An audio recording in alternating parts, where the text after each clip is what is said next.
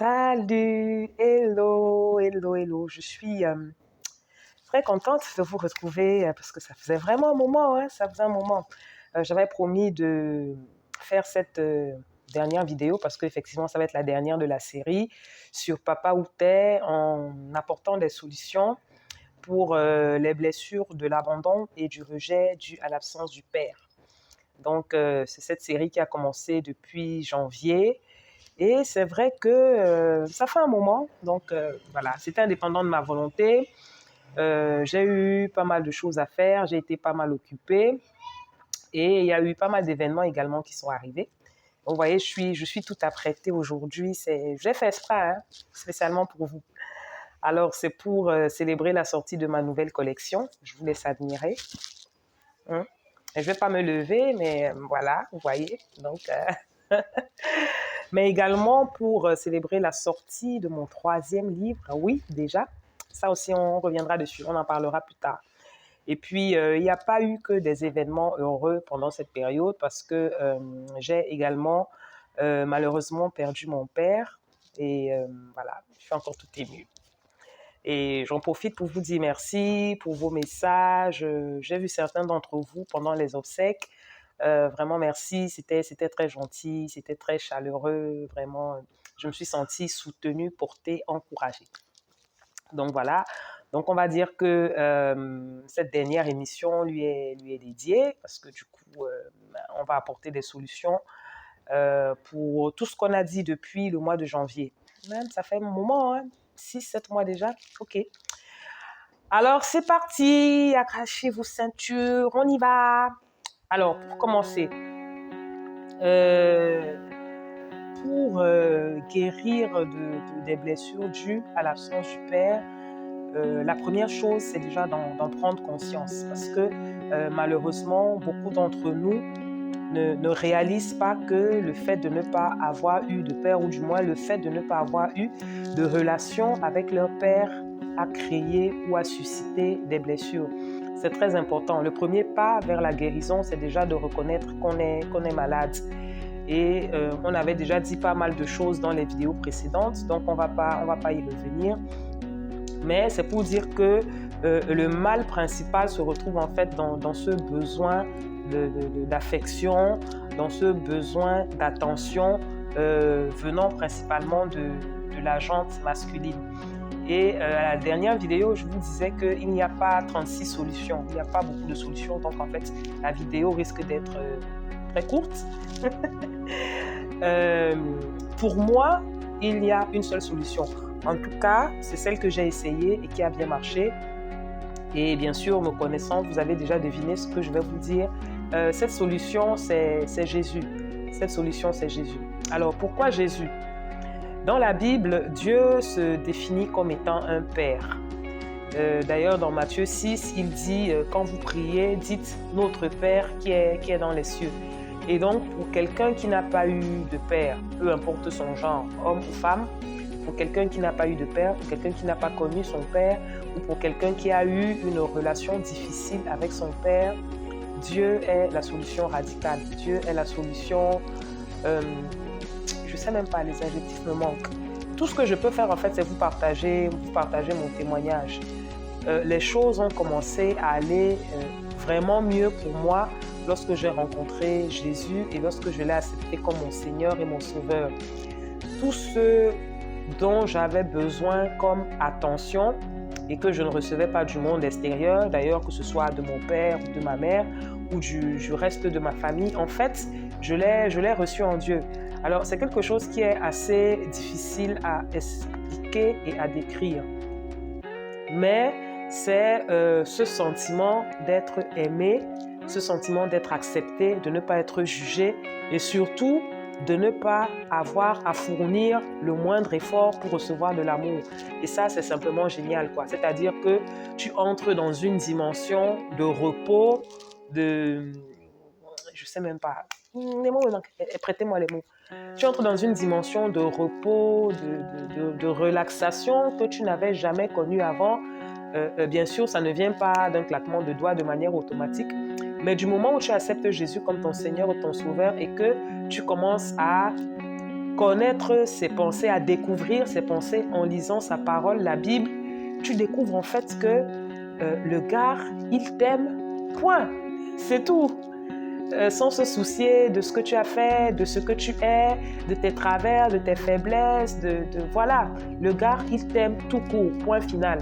Et la Bible nous dit que lorsque nous étions une masse informe dans le sein de notre mère, il nous connaissait déjà.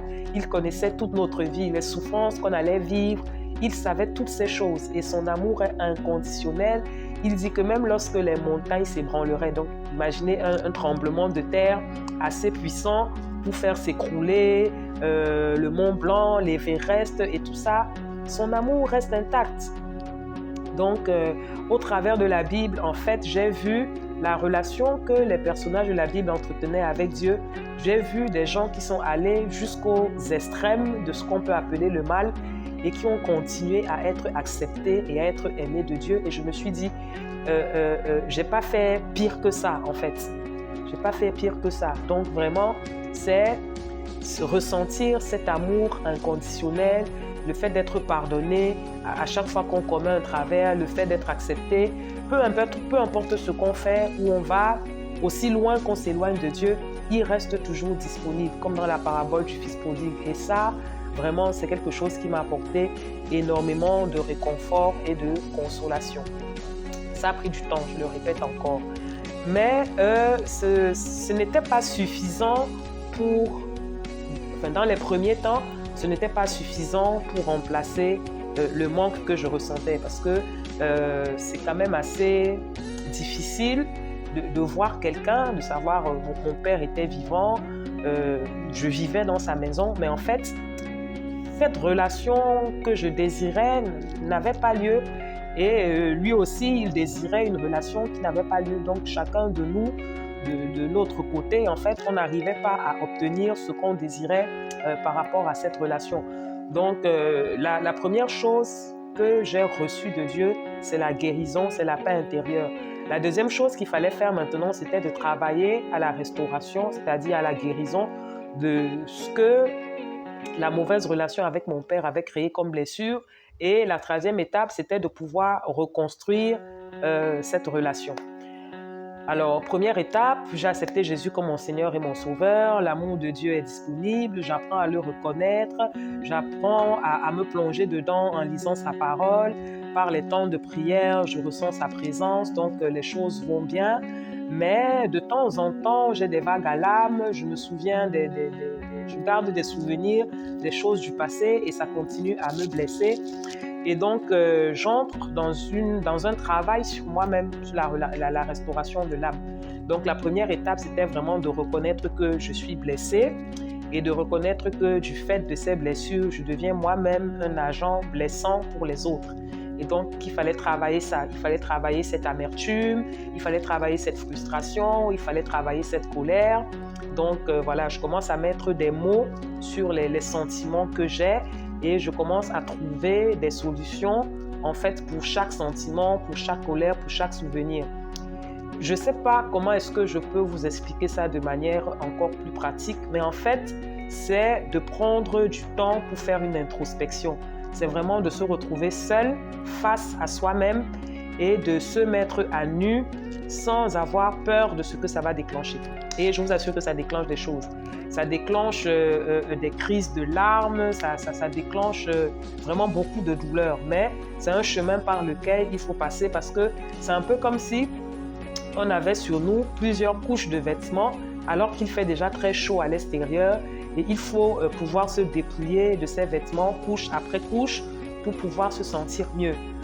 Donc c'est un travail que j'ai fait seul, mais c'est également un travail que j'ai fait en étant accompagnée. J'ai eu la grâce à l'époque d'être connectée avec des missionnaires de jeunesse en mission qui m'avaient vraiment bien accompagnée, qui m'avaient bien soutenue. C'est la période où j'ai reçu la formation sur les tempéraments, la personnalité, le caractère. Donc ça m'a permis de comprendre pas mal de choses sur comment je fonctionne et sur les répercussions que la relation avec mon père avait eu sur mon caractère. Donc vraiment, je me suis mise à nu devant moi-même et je me suis également mise à nu devant Dieu. Donc, le fait de m'exposer comme ça à Dieu, je lui donnais en fait la possibilité de me pénétrer davantage par sa lumière et d'enlever tout ce qui était mal, tout ce qui était mauvais. Donc, j'ai eu la possibilité de me pardonner moi-même. J'ai eu également la possibilité de pardonner à mon père pour tout ce que je lui reprochais. On a eu cette conversation. Je pense que c'était la toute première conversation à cœur ouvert qu'on avait tous les deux. Donc, on a essayé de mettre les choses à plat et de repartir sur de nouvelles bases. Donc, ce qui nous emmène sur le point 3, rebâtir la relation. Et pour moi, je vous assure, c'était le plus difficile. Franchement, c'était le plus difficile parce que je ne sais pas si c'était du fait de mon tempérament ou du sien, mais ça grinçait souvent entre nous. Ça grinçait souvent entre nous. J'avais l'habitude de dire, bon, en fait, c'est difficile de rattraper plusieurs années de non-relation comme ça en un clin d'œil. Donc, en fait, je pense que les séquelles que j'ai eues, c'est que du moment où Dieu a pris la place, où je l'ai identifié, je l'ai reconnu et je l'ai accepté en tant que père, en fait, tout d'un coup, les besoins que j'avais de mon père physique ont disparu. Donc, c'était pas que je le rejetais ou non, pas du tout, mais en fait, c'est que j'avais trouvé quelqu'un qui réussissait à remplir mon réservoir affectif. Donc, je n'éprouvais plus le besoin systématiquement de me tourner vers mon père pour recevoir de l'amour, vu que j'avais appris à grandir et à vivre sans. Donc, du coup, quand j'avais de l'attention, j'étais contente. Quand je n'en avais pas, je ne cherchais pas. Parce qu'il y avait déjà quelqu'un quelque part qui comblait ce vide. Et l'autre chose qui a été difficile pour moi, c'était le sentiment de devoir faire encore quand même pas mal d'efforts pour être apprécié, pour être accepté. Donc, c'était ça. Mais nous avons pu rétablir une relation qui n'était certainement pas celle que nous attendions l'un de l'autre. Je sais que ses attentes étaient plus grandes et les miennes aussi étaient plus grandes, mais il y avait ce problème de communication. Je ne sais pas trop comment est-ce que je peux qualifier ça. Donc, jusqu'au dernier jour de sa vie, on avait une relation elle n'était pas profonde. Je n'ai pas envie de dire qu'elle était superficielle, mais elle n'était pas profonde. Ce n'était pas la relation qu'il attendait, ce n'était pas la relation que j'attendais, mais il y avait une relation.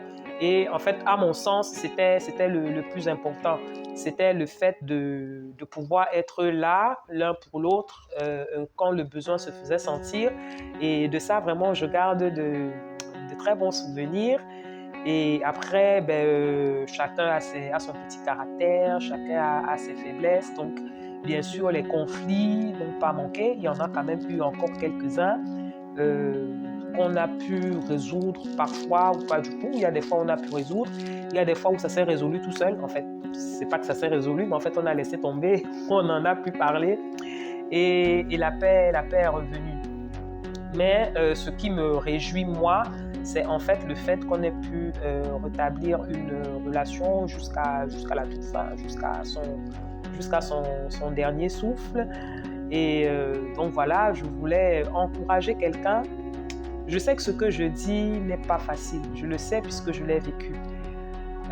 Quand on n'a jamais connu quelqu'un, repartir comme ça, en chantant la l'air, machin, je vais me réconcilier avec mon père ou je vais établir une relation avec mon père, c'est quelque chose qui relève pratiquement de l'utopie. Le but, ce n'est pas d'avoir une relation idéale. Je pense qu'une partie de la guérison vient aussi en se disant que je n'aurai peut-être jamais cette relation dont je rêve, parce que chacun de nous, on met la barre peut-être à ce niveau et on demande à l'autre de l'atteindre, alors que nous, peut-être, on est seulement à ce niveau. Mais c'est le fait de pouvoir établir une relation. C'est le fait de ne pas être en animosité, ni en opposition, ni en guerre, ni voilà, en conflit avec le parent. Et c'est le fait de pouvoir régler le conflit. Après, pouvoir avoir une relation qui est stable, qui est suivie, c'est déjà d'un autre domaine. La Bible dit, soyez en paix avec tout le monde autant que cela dépend de vous. Ça veut dire qu'il y a des fois où ça ne dépend pas de vous. Je ne vais pas vous demander de vous mettre en quatre pour retrouver cette relation-là avec votre père alors que c'est quelqu'un qui vous a profondément blessé ou alors c'est quelqu'un que vous n'avez pas connu du tout. Si déjà vous pouvez trouver la force de lui pardonner, et ça c'est Dieu qui donne la force, vraiment ça ce n'est pas de nous. Si on veut le faire par nos propres forces, on n'y arrivera jamais. Cela vient par le soutien du Saint-Esprit.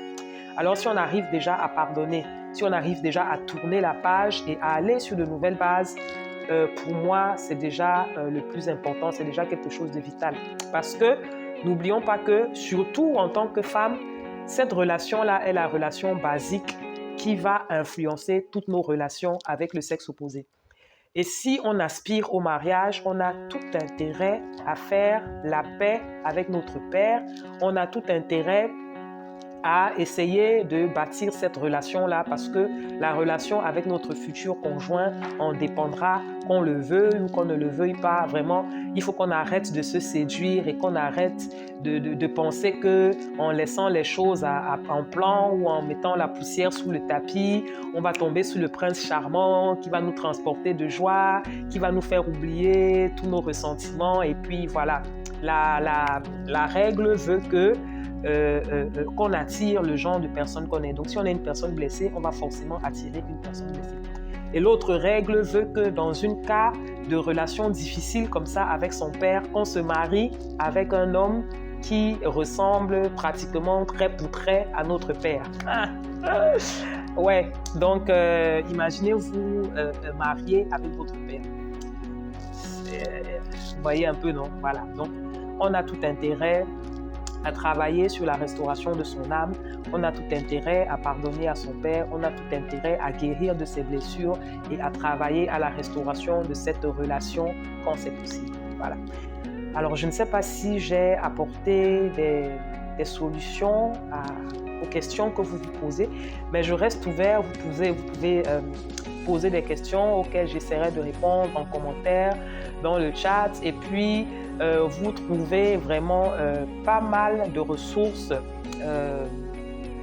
pour apporter des réponses à vos questions.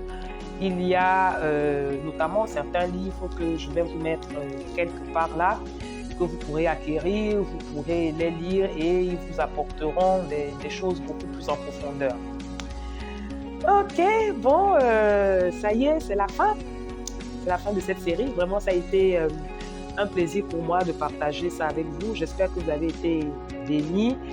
Quelqu'un m'a demandé, mais tu parles de la relation fille-garçon, mais tu ne parles pas des hommes. Je vous ai toujours dit. Le principal de mon ministère est orienté vers la femme. De temps en temps, il m'arrive de déborder vers les garçons, mais c'est vraiment un débordement. En tout cas, je verrai, si le Seigneur le permet, de faire une autre série de vidéos sur la relation père-fils ou mère-fils, ou du moins sur les conséquences qu'une mauvaise relation avec les parents a ou ont sur la vie des garçons ou des hommes. Je ne vous promets rien, je verrai, j'essaierai, je vais prier et si le Saint-Esprit me donne le go, je le ferai pour vous. Voilà, allez, à très bientôt pour d'autres thèmes, pour d'autres vidéos. Je vous aime, que Dieu vous bénisse. Bye!